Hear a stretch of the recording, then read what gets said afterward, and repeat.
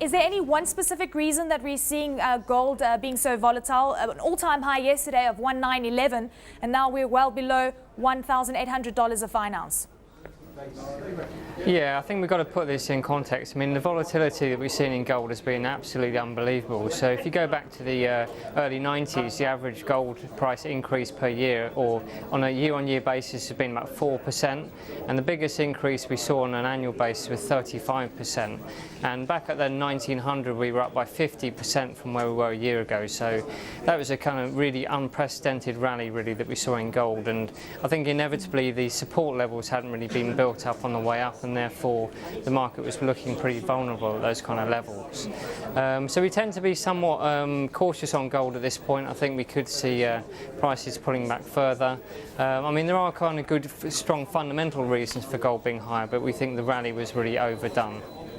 But again, you're talking about unprecedented moves. We're also seeing things on the ground in terms of what we're seeing on the debt front and downgrading of the US credit rating as well.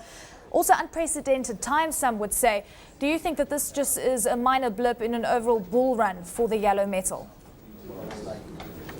Oh yeah, I mean absolutely. Over a medium term, we are still very bullish on gold, and we'd expect it to, to get it back above $2,000 an ounce. I just think it's going to take a bit of time to get there, possibly another year or two.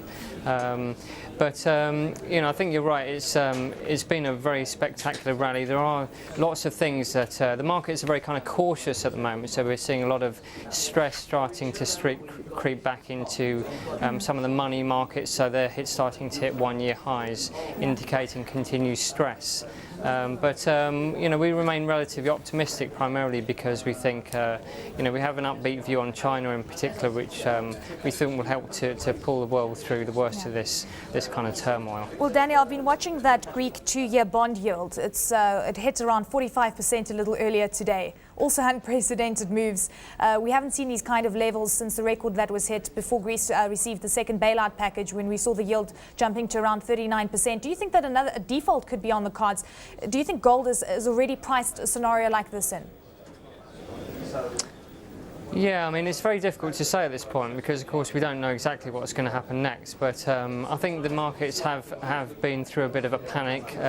We tend to think that things will eventually settle down. I mean, the US durable goods, for example, out of the US today were very well received, which is one reason why the gold prices pulled back. We also think China has got a lot of ammunition to re-accelerate its economy. So the recent PMI numbers out of China were actually up from the previous month, and were better than expected. So the underlying macro data is not too bad. The main thing is whether this turmoil will upset and damage business confidence, which so far it doesn't seem to have done. I think that's the key thing. We also saw copper enjoying a few gains in today's session. We saw some positive US data with regards to durable goods sales. You mentioned the flash PMI number out of China. Do you think that the copper price could actually enjoy more gains going forward? It's up around 19% year to date, but it has come under significant pressure over the past while. Yeah, I mean, I think copper has got some more upside from here. So we have a kind of mildly bullish view on copper at this point, and indeed the base metals complex. So I think what's happening is the most recent supply data out of a place like Chile has been incredibly poor. So they're really, really struggling just to prevent kind of double-digit falls in terms of output. So that's the kind of first thing, and ore grades continue to fall at major mines in Chile. And of course, we had a lot of strike action through July and early August, which disrupted production at some of those big operations. And in terms of Chinese demand, we saw imports were actually pretty strong in July, so they turned up by 9% from the previous month. And across the board for base metals, actually the apparent consumption calculations for China were actually pretty good in July. And a lot of this is being driven by construction activity in China, as well as kind of infrastructure projects. So these kind of two key things are helping to support base metals demand, which of course is China's a key market for all those metals.